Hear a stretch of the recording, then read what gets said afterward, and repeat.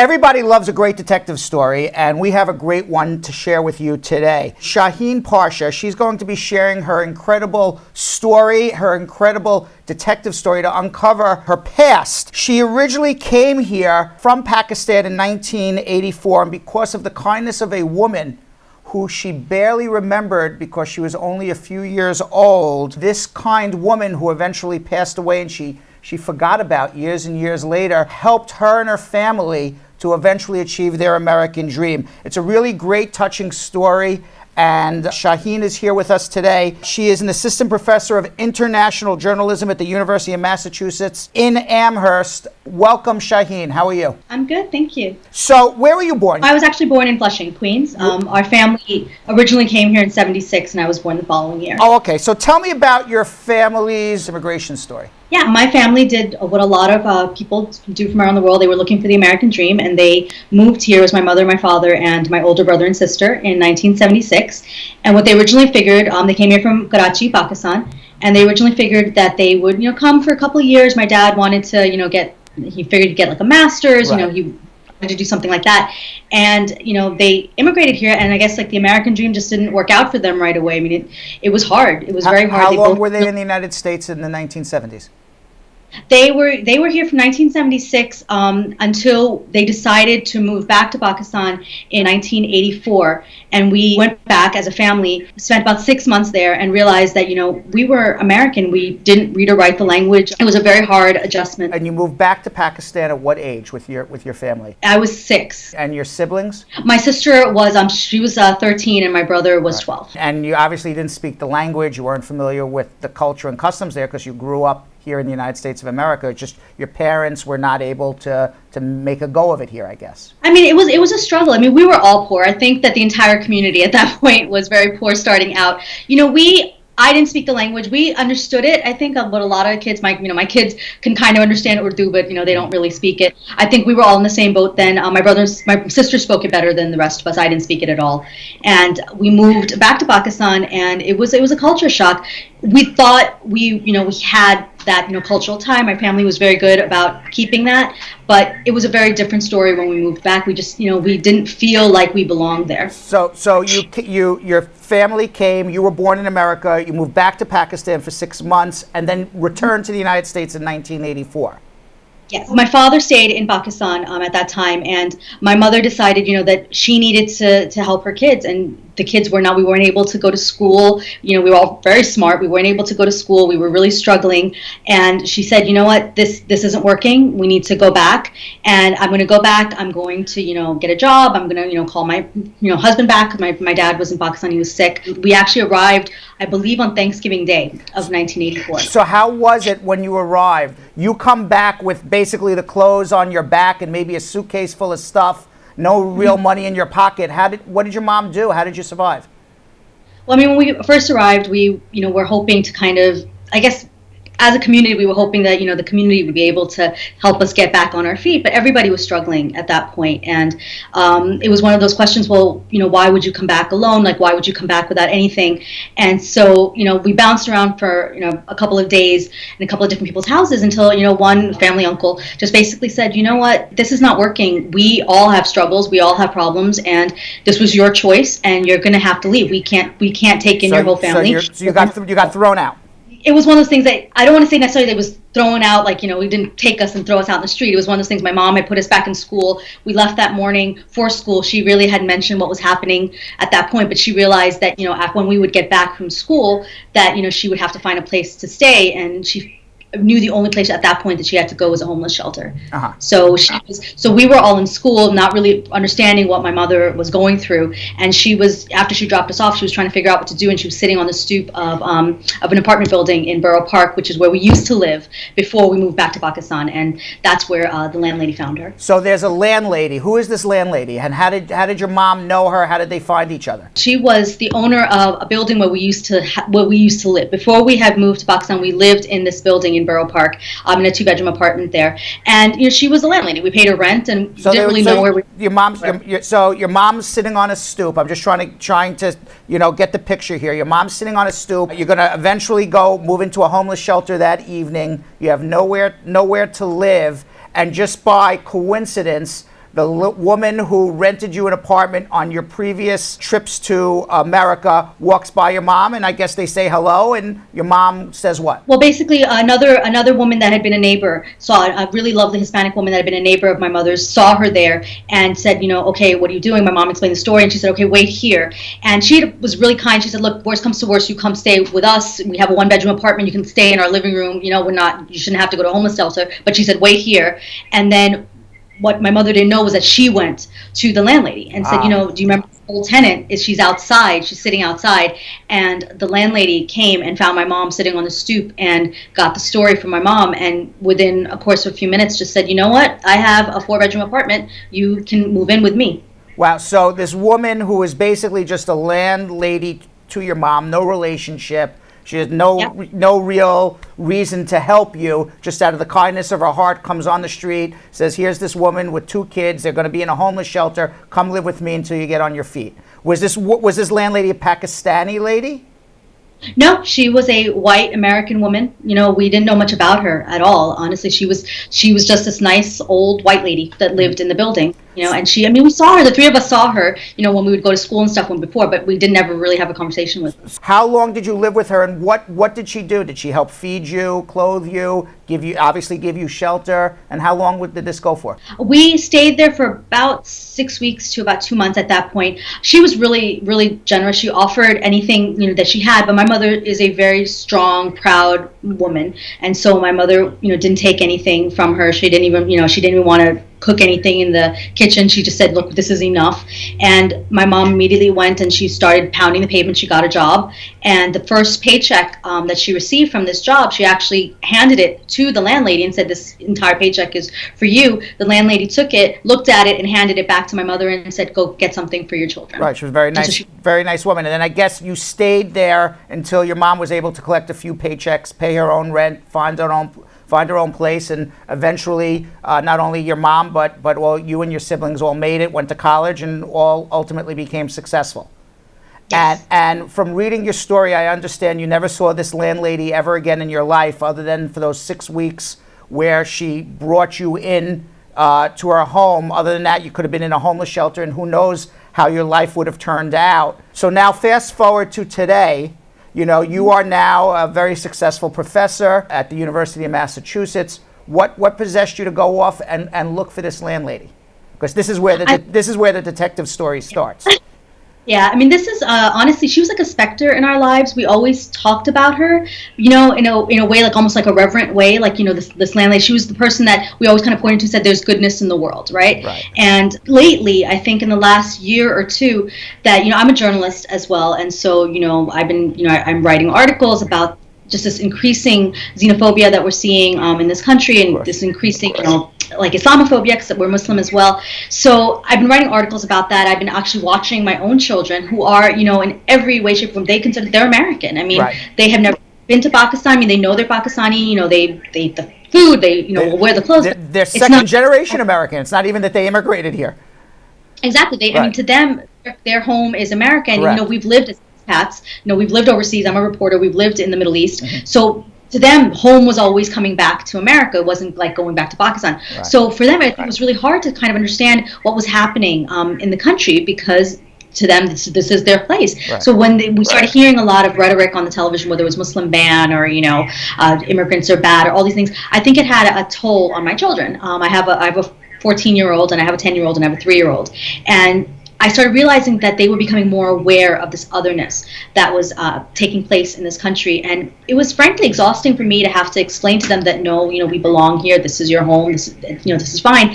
And I would keep coming back to the fact that, not everybody can be like this, but it increasingly felt that the country was becoming increasingly polarized. So the landlady it was one of these stories I can't even explain. It was like almost this inspiration. I was increasingly frustrated with what I was seeing. I was writing these stories, talking to my children, and I was watching my children kind of just hang out in my living room, and there were 3 of them. There was my daughter and my 2 sons, and I instantly, for some reason, flashed back to my childhood when it was my siblings, and then it was 2 daughters and a son. And you have this landlady is saying, you know what, there's goodness in this world, and you want to be able to show your children this.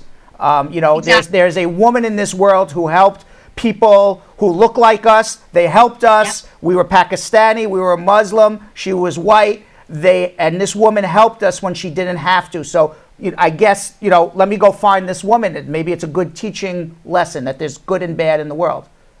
Absolutely. And there was also, I'm a journalist as well, so I have, I'm skeptical Curiosity. As well. Right.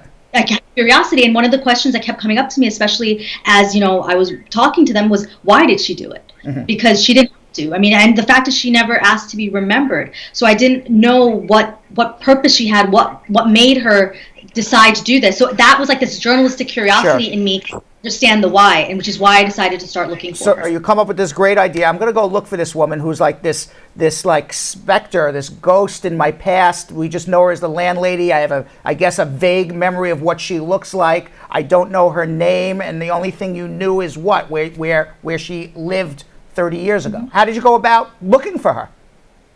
It was a process. Originally just started with knowing the apartment building and mm-hmm. going through realtor records and deeds and things like that. And even then I was having a tough time because I didn't have a name. Mm-hmm. So I couldn't tell if that was. This is the apartment building we're looking at now where you lived when you were 5. Yes, that's right. The apartment building. It hasn't changed. No. Honestly, that's what it went. And I was getting very frustrated because I was going through all these documents. I couldn't find anything that was tangible. And largely because I didn't have a name. And then one day I'm just sitting there and I started having all these flashes. I kept having increasing flashes of memory from that age. And memory is a weird thing. You don't know when it's going to come. And I would start seeing these flashes from the apartment and flashes of the landlady. And I was sitting there feeding my toddler, and all of a sudden I had this very, very clear flash of walking into the landlady's apartment, coming from school. My brother went off to the other room, and I saw a pile of mail had fallen on the floor. And I started to be helpful. I picked it up and I put it on her table, and one of the letters had the name Dorothy. So you had this flash in your head, like you think about that, where all of a sudden you just knew this woman as landlady, and then all of a sudden, boom, her name is Dorothy. It just pops in your head. I don't know whether it was divine intervention. I know that I called my brother right after that because I wanted to see if he remembered anything, mm-hmm. and he didn't. But he said, you know what? I told him, I said, I think that the landlady is haunting me because there's no reason for me to have this memory. And I did call my sister afterwards, and I said, do you know her name is Dorothy? And my sister suddenly started crying on the phone, and she said, oh my God, I remember Daddy going and calling her Dottie. Dottie, right. So Dottie would be short for Dorothy. So now you got a name, and you have a first name and an address in Brooklyn. Mm-hmm. What did you do? I started looking through deeds and trying to find people named Dorothy that lived in that area at that time. And there's a lot of Dorothys apparently. Right. So it's a very common name. Yes. And so I couldn't find anything. And I was still getting frustrated. And then I started realizing, and I had this flash of inspiration of, my mom vaguely recalled that she had died probably in 1985. My mom thought she remembered hearing that, right? And so I used that date to start plugging in just in the data. I actually went to Ancestry.com and just started plugging in for death certificates from 1985. Death certificates from 1985 with a woman by the name of Dorothy, which could be thousands and thousands of people. 19 million. Right. 19 million. There were 19 million hits, and I went through a lot of them, and then I came across this picture of a grave site in Cambria County, Pennsylvania, and I was like, that can't be it because she has to be in New York. It was a picture on Google, just in Google Images. There is apparently a website where just people go around photographing old grave sites and put these pictures up, I guess, to never forget them. Right. And so I reached out to the man that took the picture because his name was on it, and he's like, honestly, I don't know who this person is. I just took a picture in this place. And for me, I think this was part of my own kind of bias. I couldn't have conceived that the landlady would be from this really small rural town in Cambria County. So I was how did you connect this Dorothy with the landlady? Because that's the thing. I set it aside, and then I kept looking, and then I finally went to I went through the records in New York, right? I went through some city records in New York, and a friend of mine is an investigative journalist as well, and she's very good at navigating these things. And so she, I asked her, I said, can you help me, because you might have databases at your publication that would be able to help me. So she went and confirmed for me getting a mortgage deed. But what made you believe that this gravesite that said Dorothy, whatever her last name is, death 1985, was your landlady Dorothy? What versus the other 19 million? What caused you to look at this picture more than any other picture? Because that's a great question. When I went through I took that name and I went back to the ancestry.com and I went through the documents. I was able to find a hospital record, like a death record, that showed her associated with Borough Park, Brooklyn. Oh, that was her last. I see. And so Borough Park, Brooklyn was where we were from. Right. So taking that, I kind of said, all right, now I need I was pretty much 99% sure it was the same person at this point, but then I needed that final deed evidence, proof, and verification. So now you got the proof because this Dorothy, who was buried in Pennsylvania, owned the deed to the property, and she did die shortly after you had left and went out on your own, or your family did when you were 5, 6 years old. Was that the end of the story? It wasn't, because that wasn't enough for me. I mean, I now had a name to her, but to me, it became like, okay, well, she didn't ask me, remember, who is she? Why is she doing this? Why did she do it? Why am I so motivated to find her? And I felt like until I had those answers, I couldn't rest. So I basically went through Ancestry.com to all their databases, and I started sending out emails to everyone that was remotely connected with this family and this name. And I had census records, so I could see where I could prove that she was from Portage. I had all these records that I was able to pull her. Yeah, Portage is in Pennsylvania, which is a small town, and that's where you discovered that she was actually buried. And you started emailing and contacting all the relatives associated with her. And did anybody respond?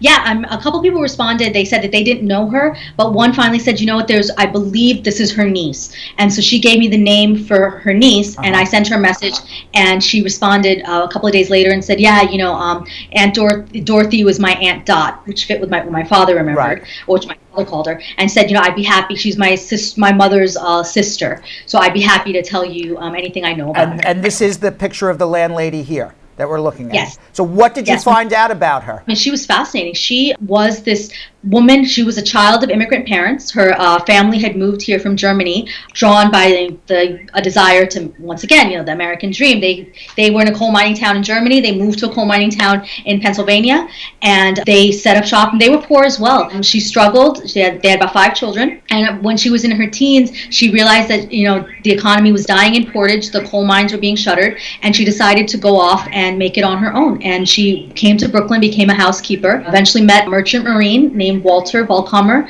who everyone apparently called Butter, but nobody can tell me why. And so then they moved back to Portage. And did you hear of her doing this for any other immigrant families, boarding them for free, people who are down and out on their luck, or as far as you're aware, that you're the only family she did this for? As far as I'm aware, we're the only immigrant family that she did this for. But from the conversations I've had, she was very generous with her family members, or extended family members. So there was a lot of they would help each other. They would, a lot of them did, when they were struggling, would kind of move into each other's homes. Dorothy did take people into her home. I believe that one of the people I spoke to said that in Brooklyn as well, that she brought some, I guess, cousins or whoever to Brooklyn to kind of help them set up shop and work. I know that with her nephews and things, other nephews and relatives, she had offered to help them financially to get settled. So she seemed to be one of these people that really believed in helping people. Now the niece you spoke with on the phone or by email, did you ever go and meet the niece in person?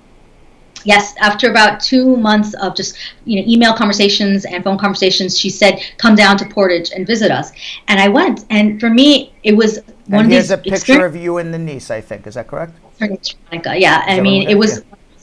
It was one of the most life-changing experiences. So tell me what you found in Portage. Tell me how it was. Here's at least somebody who's related to a woman who really made a big difference in my life. And what did you find out there in Pennsylvania? I mean, this was life-changing for a combination because, one, it was this tie to this woman that I suddenly had a name for. And in meeting Veronica, she is just as kind and sweet and, nice as the landlady was. Very open-hearted, very loving. And then when she invited me to Portage, it was a small town. It's in the heart of Trump country. I mean, this is a place where, one of the places that he courted during his candidacy, because this is a coal mining district.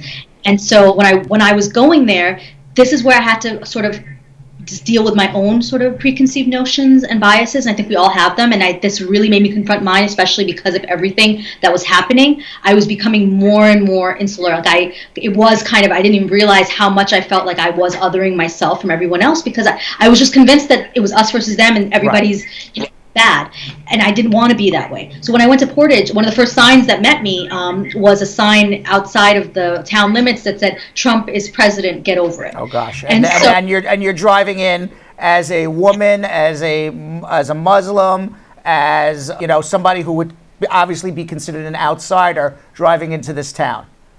yeah, and I was nervous. I mean, Right. I didn't know what to expect. I was wondering if I was going to stand out like a sore thumb, or if somebody was going to be rude to me or me. And it was one of those things that I was very concerned, even though I didn't want to admit it to myself, right? Mm-hmm. And I walked in, and people were looking. They would try and figure out who I was, because it's a small town. There's only it's Right. a couple of thousand people, so they all knew I wasn't from there. Right. But it was a very welcoming town, and the people that I met were just absolutely lovely. And what they told me was in many ways mirrored so many of my own experiences. This was the Historical Society, and when they told me what the history was of the town, this is an immigrant town, and they all understood a lot of the stuff that I had been through in some ways. What did you learn from all this experience? Tell me what we should take from all of this. I think what we need to take from all of this is that, despite all of the negativity that's surrounding us right now, I mean, I'm a journalist, so I know media feeds into that as well. Mm-hmm. I think that we need to separate individual people from larger contexts, right? And I think that one of the things that we're becoming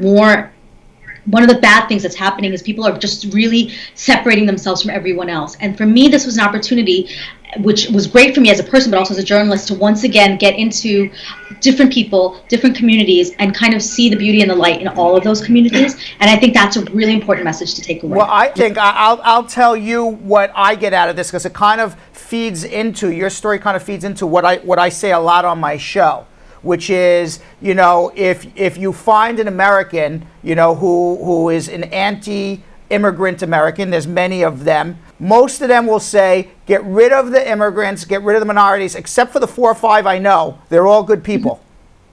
Yes. When people mix and meet and you realize you have a lot more in common than you have not in common, that's when people say, you know what, they're not so bad. You get this, me versus them, somebody's going to survive and somebody's not. And, I think that's where you get that anti-immigrant feeling from, where people are saying it's an us versus them mentality versus, but it's not an us versus them, because once you know the immigrant, they're part of us. Exactly. And I think that this really just kind of showed, I think what really ultimately struck with me in the story is this is what America is, And I think, we're losing sight of that because of all the polarized views. But ultimately, it wasn't about politics. I didn't go there and have one discussion about politics or anything other than stories about 2 human beings whose life interconnected. And I think that's what America is. Now, did you write a story about this somewhere? Where could we read more about this story? I wrote the story for Narratively, which is online, narratively.com, but it was also picked up a couple of days ago by the Dallas Morning News, and they did a beautiful spread in the Sunday edition for it, which I've gotten a lot of response for. There's some good, some bad, right? But it's something that, I'm very proud of. What was some of the responses, good and bad? That's interesting. Some of the great responses were, this really gives me hope, once again, that we'll get back to our roots as an American. I'm so thankful for you writing this story. This is the beauty in a lot of the mess that we're seeing. Right. And some other ones were that stop whining. There was like, can you stop whining already? If you're offended by people or people are mean to you, maybe you deserve it. Right. And I got a lot of those too. Well, So, you deserve it if they're being mean to you because of something you did. You don't deserve it if they're being mean to you because you were born the way you are, or born into the religion of who you are, or born into the skin of who you are. So I think they have to stop whining as well. I agree. Do you feel you've achieved your American dream, or what is your American dream, or what do you still need to do to achieve your dreams? I'm living my American dream. I think that, this is an example of people, the story is an example of how the American dream can come. It can be rough along the way. I'm, a writer, I'm a journalist, I'm a professor, I'm married, I have 3 children, I have my own house, I've traveled the world, and I have roots. And I think that, that was my American dream. I'm writing a book. I've written another book that I just finished that hopefully will get published. So, that's my dream. That's been my dream since I was a kid, and I can't ask for anything more. Well, it's a wonderful story. I'm glad it's getting picked up everywhere. I'm really happy that you came on. It's really a touching story. Great detective work, by the way. Very impressive. And congratulations to all the accolades. I disagree with all the people who were negative, but congratulations to all the accolades. Shaheen Pasha, thank you very much. I really appreciate your time. Thank you. Thank you.